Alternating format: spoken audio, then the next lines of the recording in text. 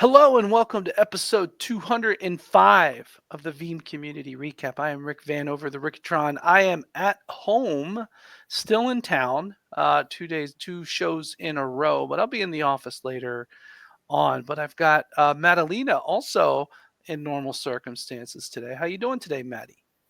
Good day, Rick, and good day, community. I am doing fine, having a busy weekend here, getting ready for our team meeting in Seattle next week. Looking forward to see all our team and preparing for VMON as well, because that's coming faster than we know it. So Yeah. I hope everyone is excited about it. Yeah, I've even snuck the Veemon livery into some of the stuff we're going to be talking about here today. So Veemon is definitely the topic du jour, do everything here at Veeam. That's for sure. And it's great to Um, have a yeah, part of our community there as well. So looking forward to see everyone there as well. That's going to be really good. yeah, we always kind of want to get more community activations than we really can, but we at least we're pushing for things, right? So big Sure. thank you to you because you have been really pushing for a couple of extra community things. So thank you Yeah. for that. Nicola as well, Sophia as Yeah, well. yeah, Everyone, kind of pushed to make it happen. So I think the merit should go to all of us. that's true. Well, you're just the one on the show, so I'm going to thank you explicitly. So, all right. Well, I say we jump into the community because we've got a heaping load of stuff to go over. Sound good? Yes, let's do it. We have Uh, some great content to share today. Indeed. All right. First up is my man, Sean Simpson, talking about the Incident API. I'll be honest with you, Maddie. I am really excited to hear your take on this because this is something we really haven't, you know, covered so much in the community or elsewhere. But what caught your eye on this? That's true, Rick, and that's why we kind of picked it. When I saw that topic, I was like, okay, let's discuss Veeam's Incident API then. And this is a feature of the Backup and Replication suite that basically allows you to easily manage and track incidents during backup and recovery tasks. And we talk here about like incidents that could be like a failed backup or missed backup window to a warning pointing to a potential issue in the backup system and so on and so forth. And this API makes it easy for businesses to integrate Veeam with external monitoring tools and then automate responses to problems, streamline issue management, and especially important in environments where to minimize the downtime is very, very important. And then Sean mentions the key features of Veeam's Incident API. He goes over the real-time incident tracking, which is very, very important, incident resolution, acknowledgement, seamless integration with monitoring tools, as I said it, automation and custom workflow support, comprehensive reporting and analytics, and then enhanced data protection posture.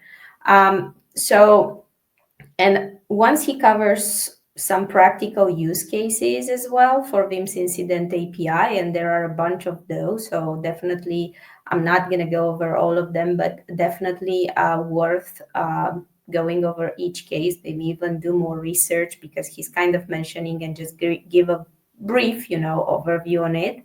Then he ends up by stressing out the importance of businesses having complete control and visibility over their backup operation and how Veeam Incident API can play a big role in this strategy. What's your takeaway on this, Rick? What do you think? Well, I think probably the most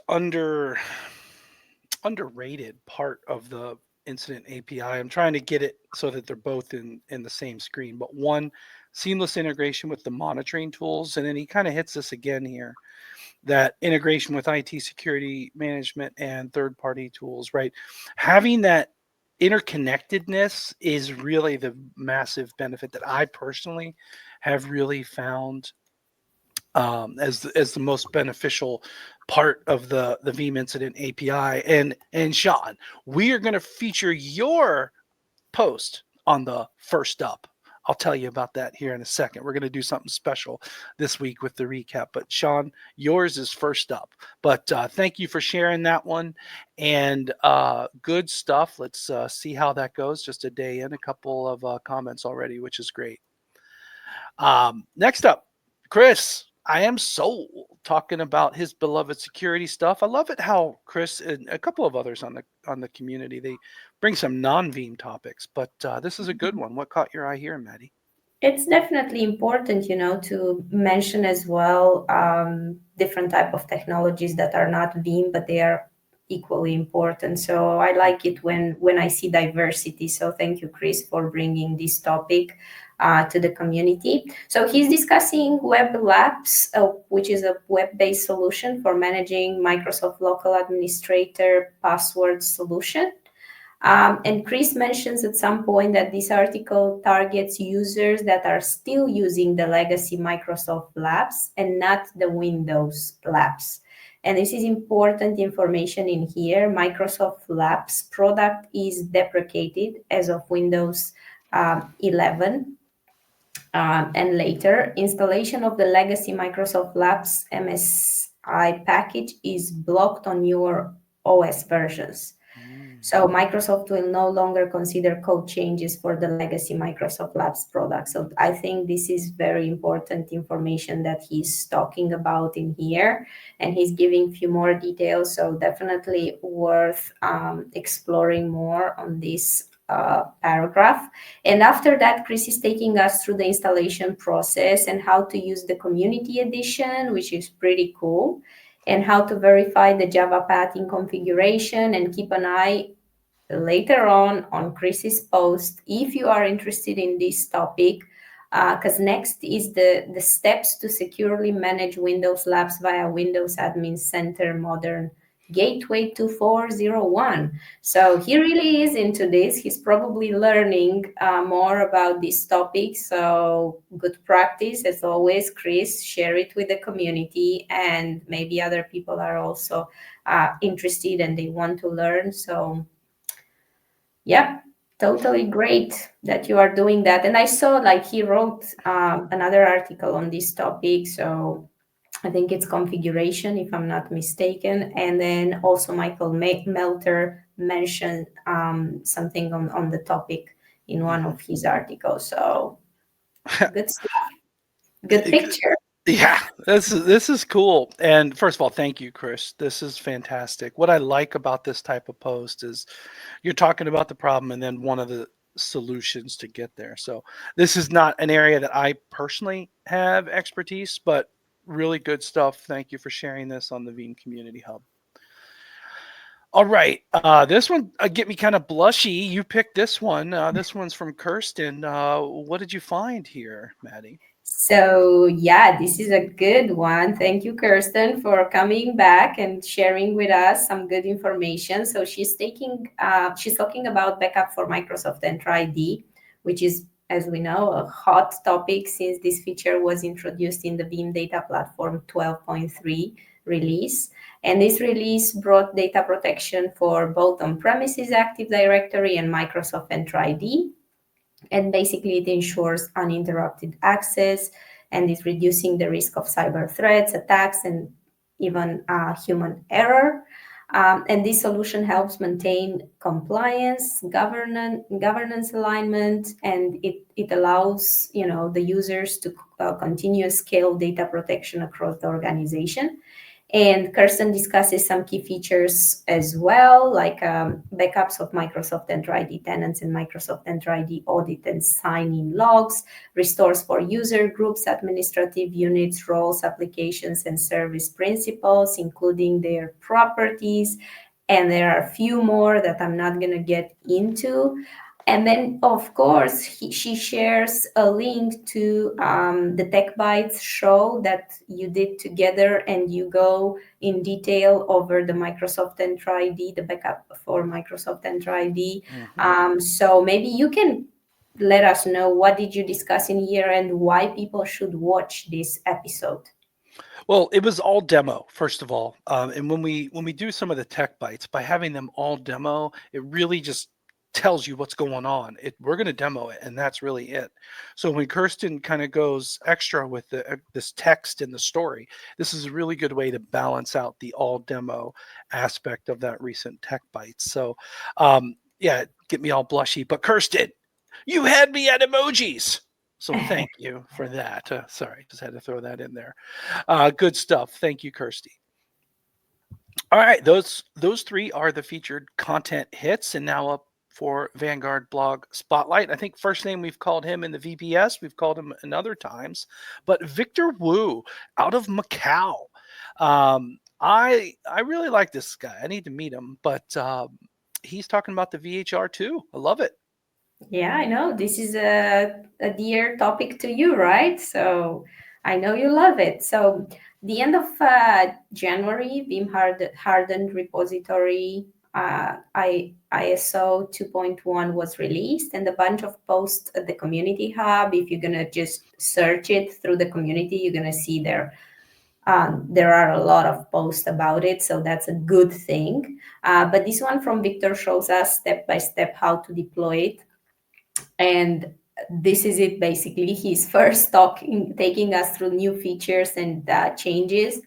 And he also shares the requirements with us, and then going over the deployment steps.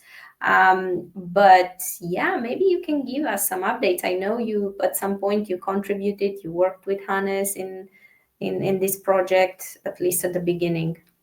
Yeah, so we've been working on this really since Veeam 22. And we're taking it to the public. And some of you on the hub may remember we had that long running preview of the ISO. It was really popular here, kind of a community preview. Now it's productized and experimental support. And actually right here, see if I can make that bigger, is one of the most important screenshots that you can see. It's Rocky Linux. Okay, so it's a really popular Linux platform, and that's where this VHR will sit. Holds immutable Veeam backups on Linux, no additional Veeam cost for it. Can be your primary backup, can be your backup copy job, and it's fully hardened, which is really attractive. So I can tell you right now, Victor is going end to end, and it'll probably then go into BNR down here exactly.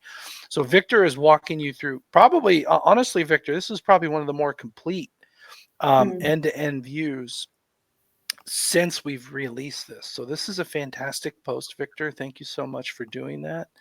And yeah, I'm sure I know that, in fact, we have a call with Hannes next. And then after that, I have a call with Hannes to plan our Veeam session. So trust me, this is a very popular topic. Good stuff. Yeah, thank you, Victor, and good to have you at VBS. Indeed. All right, next up in special department, this one's a pick from me. You might know that I often cite KB 4514. Just a reminder, if you're watching this for the first time and you have Veeam Backup and Replication not connected to the internet, it is important that you update the file for the malware detection. So just read through this KB, but you can click on this right here to download it. And I already have it open here, but I can tell it's updated because it was 90 before and now it's 91. And the little trick you can do is just go down to the end and you can see what some of the different things that it's looking for, right? So here it's looking for TA0040. So for example, if I go to TA0040, you can see this, it's mapped exactly to this MITRE attack technique, right? So I do think it's really cool to have that type of visibility here.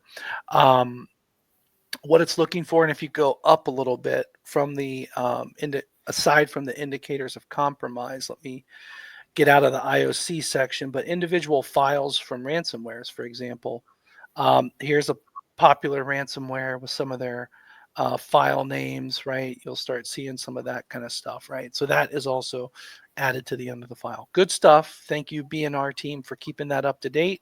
KB 4514, if you are not putting Veeam Backup and Replication with internet access, it is advised to automatically update this file occasionally.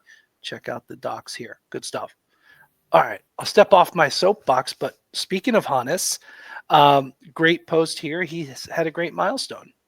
Absolutely. We just want to congratulate 2025 Veeam MVPs class. Amazing. Definitely more than last year. I think we have 26, 27 maybe from Mm. 22. So that's great. It means that, our employees are really going above and beyond to do stuff for the community and get involved and support the community and support the customers and partners. So this is really fantastic. And yeah, if you don't know what is a VMVP, Hannes put together here, like a short post explaining who can become a VMVP and what does it take to be a VMVP, and then of course all the names of the ones that made it to class 2025. So congratulations! Looking forward to work with you this year. Yeah, indeed. Big congratulations to all that have made the cut. And then, really, also, what I want to highlight, let's see if I get perfect. Help me out here. One, two.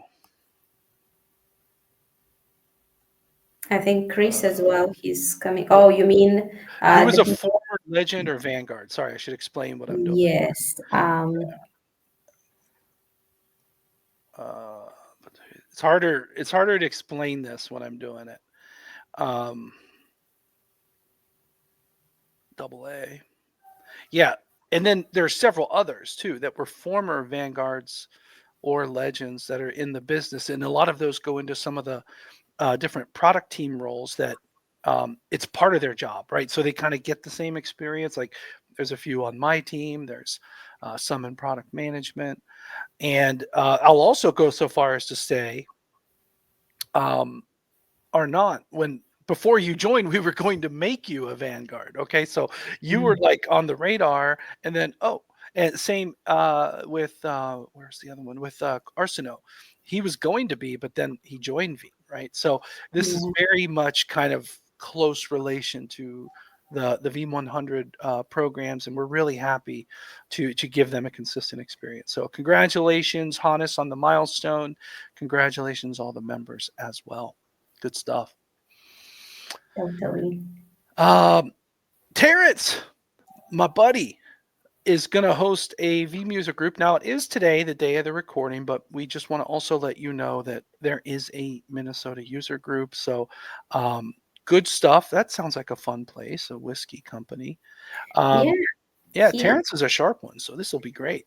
he's doing a great job, Terence, with the Vim user groups. And I think the last one he had like, I don't know, 30, 40 people that attending, which is a good number for Yeah, a user group. It looks like a lot of interest around it. And yeah, if you are, because of course, we are announcing this a little bit late, as Rick mentioned it. Today is the day. But if you are not going to make it to this one, just keep on looking on the VUG USA group because it's going to be posted in there, or keep on looking on the events page, community events page. It's going to be announced in there, the next one. So keep an eye in here because we always try to post it and have it available for community members so they know when that's happening. So that's indeed. a good practice. But Awesome. good job, Terence. Good Yeah, job. thank you, Terrence. Good folks there, that's for sure. All right, second to last, featured content. This will be another really cool online event about hardening, really themed from the cybersecurity space, and this will be joined by Lucas, the new leader. This is looking really interesting. I am very excited about this one. This is the first ever event happening at cybersecurity, and I really want to thank Lucas for taking on the challenge to be a cybersecurity space leader because it's not an easy one. It's But it seems like he's enjoying it a lot, and he's been very active in, creating content and delivering and putting things together. And this is just the first one for this year, but I think a few more are coming, and I think he's going to be joined by the other two leaders. Let's not forget Dips and Tobias. And yes, you still have to register for this one. It's only on March 19th, but I really wanted to mention it since next week we are going to be in not normal circumstances. So we don't know exactly how things are going to fall into place. So just wanted to make sure we are mentioning this one. So thank you very much, Lucas, for putting together this. Yeah, and just a reminder, cybersecurity space is one of the groups. You just click on groups, find it, and we have this event kind of pinned at the top. And there's good chats going on about security stuff. So thank you, Lucas, not just for doing this event, but really also for joining the leadership of cybersecurity space. That is super valuable to us. Very, very much appreciated. Absolutely. All right, last up. A lady named Maddie had a post about blog of the month, and we have a winner, it seems like. Yes, congratulations, Antonio, for winning this one. A badge is already on your profile, and you got 11 votes, as you can see, which is great. I think the second one got on the 10. leaderboard got 10. Yeah. So very close, very close. That was Mohammed. Wow. Maybe I helped Mohammed a little bit because you remember. Yeah. Oh, that's true. You put him on twice or something. Yeah, Like that. Yeah. I did. So I might have helped him a little Oh, bit to that's get okay. that. But it was actually a good post as well. That's why it was in, it was in the blog of the month poll. But congrats, Antonio. Great job. Indeed, indeed. Thank you so much, everyone, for just having good quality stuff to choose from. And now, back from a week hiatus, fresh from the desk of Sophia, we are live with Let's Who's see. New? What Look are at the this. numbers? Look it out. 170. Wow. Yeah, we got some funny names in here. I cannot even see it. It's so small. I know. I got it. Even my Zoom might not do a Era Bloom Z. I like that. Or zero. I like, every time I see a short one, I think that's kind of cool. As we got a lot of short ones here BG today. team. Yeah. The Hamza Habibi. I like that one. They're so funny. I love them. Anyways, welcome everyone. We are 2 weeks overdue, so pretty normal amount. But sometimes they're names, but sometimes they're interesting, and you get curious. But we have identified 6 coolest usernames according to the cat. Soccer Boy Power 22 Texas, Tex US, Texas. I don't know. I like that one. Trading Tech, T Bovo, and XYZ all round. Cool stuff. And Sophia herself had selected Alfred's pick to be great job. A little bit of inspiration for everyone. I love it. That's funny. Is But that a great job for Veeam? Is that a great job for community? Let us know. Great job. Yeah. Well, it's a story. A great job. Or maybe it's a great job to use Veeam. Who knows? But let me know. Let us know the story behind it. Yeah, this is good stuff. But a big thank you to everyone, all the new community members and more. And Maddie, thank you so much for curating all the content this week of as always, you make it easy for me. Of course, Rick. My pleasure as always. And next week, we don't know what we're going to be dealing with, but it will be something. We'll all be in Seattle. So maybe we'll take one of the beautiful conference rooms. Maybe we'll go down by the lake. Who knows? There's a lake. Oh, Yeah, yeah. there's a lake and a fireplace in this office. It is real like that. Veeam Disneyland. I love it. Yeah, So it's a beautiful one. So we'll figure it out. we will figure out something, and we'll see you next week.